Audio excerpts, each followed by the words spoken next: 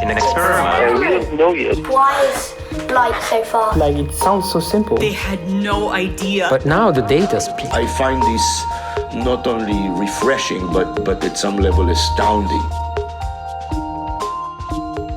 Nature. Welcome back to the Nature Podcast. This week, the structures hidden beneath the Amazon's trees. And the earliest fossil squid ancestor. I'm Nick Petrichow. And I'm Benjamin Thompson.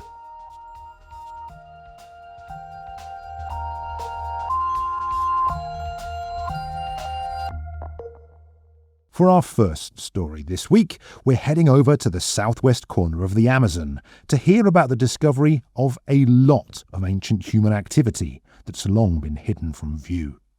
Specifically, we're heading to an area in what is now the Brazilian states of Acre and Amazonas, close to where the borders of Brazil, Peru and Bolivia meet.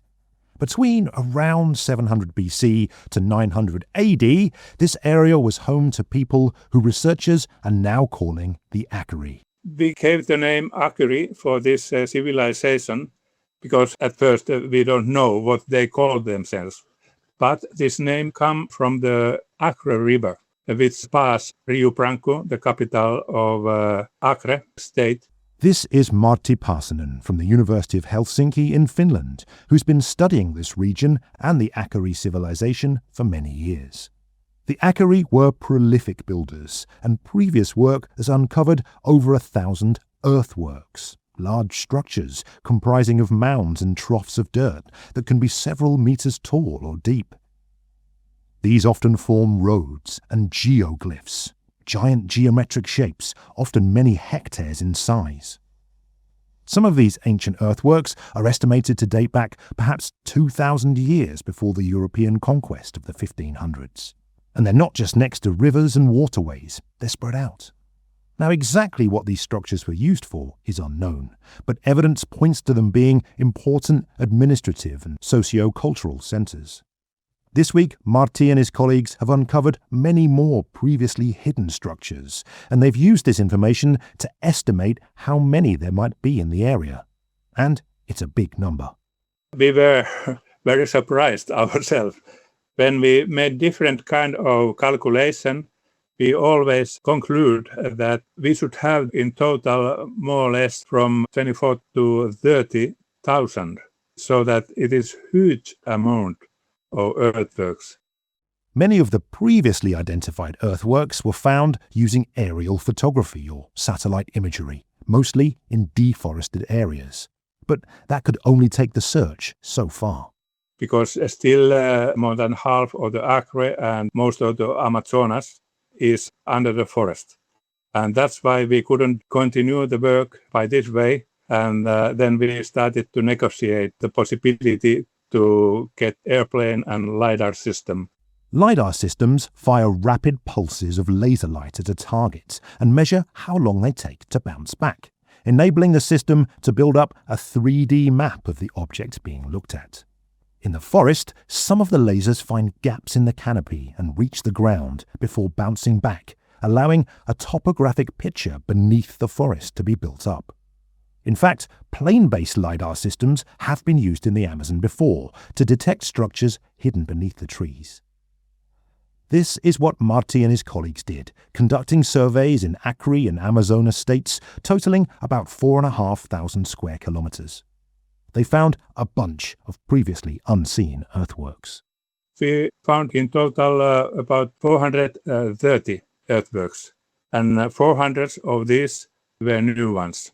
Most of them were these geoglyphs with geometric shapes and with ditches, and we also found many roads. And while the team found a lot of earthworks covered by trees, they also found a lot in clearings that had been missed in satellite imagery, perhaps because they were too covered up with grass. And the team put a range on when these newly identified structures might have been made. We have collected more than 160 radiocarbon samples, and it seems that the first geoglyphs were built about 600 BC, and they stopped to construct them about 850 AD. Not all of the structures the team found could be attributed to the Acre. and were likely built later. But the team combined the data they'd gained with previously collected information to make some inferences about the Aquiry civilization. By extrapolating out from what had been found, the team estimate the total size of the Aquiry civilization to be over 180,000 square kilometres, over 3 times the size of Martti's previous estimates. And by looking at areas where earthworks were present in high or low density, they put a number on how many earthworks were potentially present in this expanded area. We estimated between 24,000 and 30,000 earthworks in total. And we made a different kind of calculation by using different evidences, but we conclude the same results. And this changed also our own idea, because I estimated maybe 2,000-3,000 in total, but it's 10 times more than I expected before the LiDAR campaign. To put this into context, these sorts of numbers have been put forward as potentially the total amount of earthworks seen in the whole of the Amazon basin. The area that Martti and his colleagues have been looking at is only about 3% of that. This means that potentially the whole Amazonia may have tens of millions. But of course we don't know. But at least this obligated us to study it more. The team estimate that at the Aquiry civilization's peak, which they put at around 100 to 300 AD, the population in the area could have been between 1.25 and 3 million people, based on their calculations of how many folk would have been needed to build and maintain the earthworks. But, of course, many of these results are, in part, extrapolations. And there will be questions about whether the small area the team surveyed using LiDAR is representative of the larger region. Martti acknowledges this, but is confident in the team's calculations. However, he concedes there is one way to get an accurate picture of what's going on. Of course, in future, hopefully, we have more possibilities to make new LiDAR campaigns to have more actual information. But the thing is that it is very expensive. That the area is big, huge. And even now, I think that our flights in archaeological research, it was about 10 times larger than earlier ones. What the team discover and whether it confirms or alters their estimates will have to wait for a future podcast. But this work and other studies looking at other cultures in and around the Amazon shows that the idea that this region was a sparsely populated wilderness in pre-colonial times is well out of date. Evidence points instead to the Amazon having areas of urbanization and large populations, populated by communities and cultures who shaped the land, echoes of which can be found today in things like the location of Brazil nut trees, which evidence suggests were domesticated and cultivated for food. Our understanding of the pristine tropical forest, it is no more valid, because so much has happened there and the humans have affected the biodiversity and also the soil composition and so on.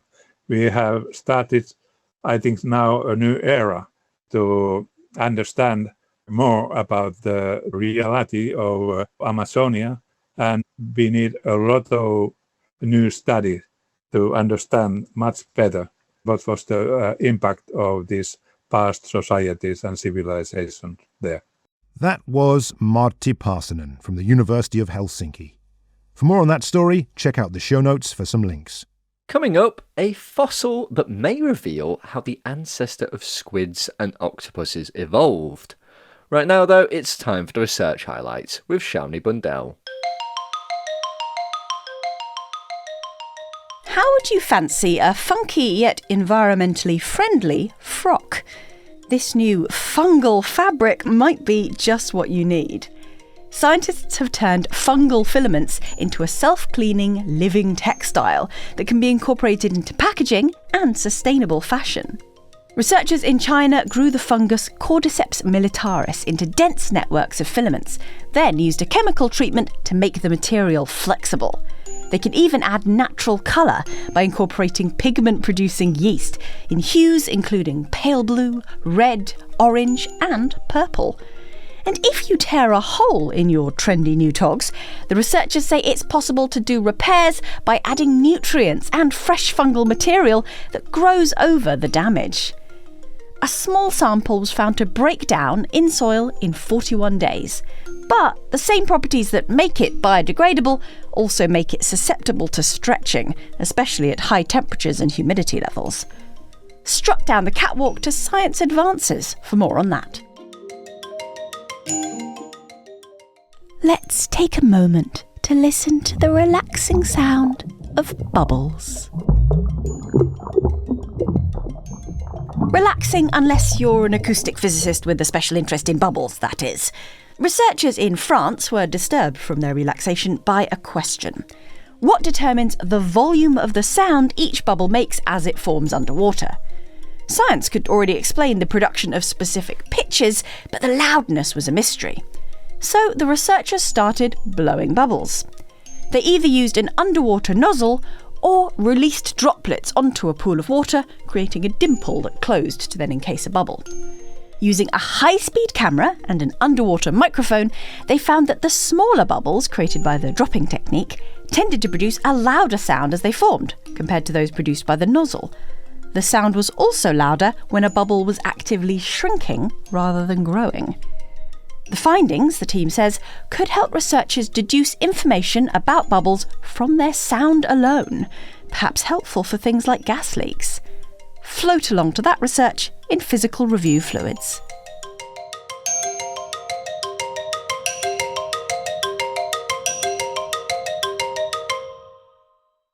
Paleontologists have discovered the oldest example of a cephalopod, or cephalopod. This is the group of soft-bodied marine animals that includes squids, octopuses and nautiluses. They're thought to have evolved during the Cambrian explosion, a vast diversification of life that happened around 560 to 520 million years ago. But fossil evidence from that long ago has been hard to come by. There's been a few possibilities that paleontologists have presented, but nothing unequivocal. This new find may change that. In Nature this week, the authors describe a group of tiny fossils which have evidence of a structure known as a siphuncle. This is a strand of tissue that passes through gas or fluid-filled chambers in cephalopods and helps them regulate their buoyancy, something that modern cephalopods have taken great advantage of, being hypermobile predators under the sea, and is therefore a key sign of these fossils being very early cephalopods. I spoke with Jakob Winter, one of the researchers behind the new work, who told me a bit more about cephalopod evolution. So cephalopods is something that we actually have a pretty good understanding of in terms of their evolutionary history, because they produce a lot of beautiful fossils. Now, most living cephalopods are things like octopus and squid. The thing is that octopus and squid is actually a relatively recent invention. They evolved in a way where the shell that used to be on the outside moved inside the body. We had one living group of cephalopods called Nautilus that still have this external shell. And when we look inside the shell, we can see that there are these chambers that the animal can fill in with gas, and that sort of allow them to regulate the buoyancy in the water column. And that's actually how the ancestors of squid and octopus also look like. So we can trace living octopus and squid back to a common ancestor with Nautilus that had an external shell with these chambers. And then a very important feature is that inside that chambered shell, there is a soft tissue structure that extends all the way from the last sort of chamber that is open at the end of this shell where the animal sits, and then all the way in through to all the other chambers, which is the way in which the animal can sort of empty these chambers of water and fill them with gas. But if we go further back in time, we can trace back cephalopod ancestors to things that had sort of straight conical shells that still have these chambers and has got this sort of soft tissue tube called the siphuncle, all the way back to the latest Cambrian, around 490 to 495 million years ago. But before that 495 million years, there's been a bit of a gap, right? That's the thing. We have this gap where we know that cephalopods must have existed going back to about 535 million years ago. We know that that's when cephalopods must have branched off from other mollusks, but we had no fossils that we convincingly could say was related to cephalopods in this sort of 20, 30 million year interval. And now we have a fossil that help us plug that gap. And so our audience won't be able to see the picture of your fossil. So could you maybe paint me a word picture of what it looks like? So the way the fossils look like is that you have these little conical shells. They're about 4.5 millimeters long. And they're preserved in different ways where we can see either the sort of external shell morphology. Some of them have been slightly abraded so we can see inside. And then we can see that there are little layers that are sort of regularly deposited inside the shell that give it sort of a chambered appearance. Then we have some other fossils where the shell is not preserved, but instead we have preservation of the chamber that the animal lived inside, and then a soft tissue structure that extended down through the chambers, which is what we call the siphungal. So by having these different modes of preservation that is overlapping between the fossils, we can sort of piece it all together to understand how this animal looked like. And so you mentioned that the earliest known before this cephalopod fossils were about 490 million years old. How old is this one? So it's a little bit poorly constrained, but they are from a time period that is constrained to be about 515 to 521 million years old. So it's sort of somewhere in that ballpark that these fossils are. So that means that they are about sort of 20 to 25 million years older than the oldest known cephalopods that we had before that. How certain are you that this is in fact a cephalopod? Because I know there's been some other candidates that people weren't so sure about. So how sure are you that this one is truly a cephalopod? Well, I think the best way of putting it is that it's the best answer. It has got a surprising number of features that enable us to argue that it's not something else. There are other things, other groups of organisms that have sort of shells and that have potentially sort of deposits or layers inside their shell, but they look very different. So the combination of features that we see make it very compellingly a cephalopod other than other things.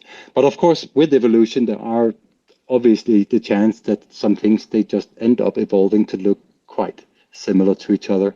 But the sort of burden of proof at the moment would definitely argue that these things are cephalopods rather than something else. What do you think this fossil tells us about cephalopod evolution? Now, one of the things is that the way that things look like when they first branch off isn't necessarily going to look perfectly like what they look like today.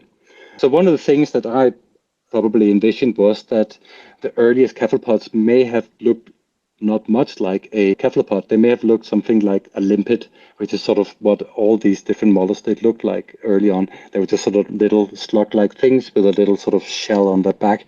And then later in time, they evolved this shell with chambers inside so they could start floating in the water column. But so what we have now discovered is that they actually evolved that shell that they could use for floating almost as soon as they branched off from the other mollusks, which is quite exciting. And do you think that gave them any sort of advantage? Well, the thing is that other mollusks, they are sort of tied to be living on the seafloor, either sort of moving around with their foot, sort of like a slug or a snail they do. And then we have other groups like bivalves, which have evolved to sort of being closed within their shell, and either they sort of burrow around in the mud or they sort of recline on the seabed. But cephalopods, by evolving a shell with chambers inside that they could fill with gas, that allowed them to lift themselves off the seafloor and float around in the water column. And that allowed them to explore other food sources. And at least later on, that meant that they became carnivorous predators. Indeed, they're very successful at that. And do you think there are any sort of broader implications from what you found beyond the sort of cephalopod evolution? Well, I think it might be a little bit premature to appreciate what the broader implications are of this in terms of what it means for the sort of ecosystem and evolution, because we can't really say much about what these cephalopods they were capable of doing other than floating around in the water column. Had they already become carnivorous predators, which would be really, really important for how they affected the whole ecosystem, or had they just evolved to float around in the water column to feed on small plankton or whatever. These shells are obviously really, really small. That could be a bias given how these things have been preserved, so they could potentially have been bigger, or maybe they genuinely were that small, and that meant that they wouldn't have been that important in terms of the role that they played in the ecosystem. I think what is most important is that it helps us to understand and fill this gap that there were in terms of when cephalopods evolved and how they evolved. That was Jakob Winter from the University of Bristol here in the UK. For more on early cephalopods, check out the show notes for some links. And that's all for this time. If you'd like to stay in touch with us, you can. We're on email, podcast@nature.com, or you can find us on social media, @Nature Podcast. I'm Benjamin Thompson. And I'm Nick Petrichow. Thanks for listening.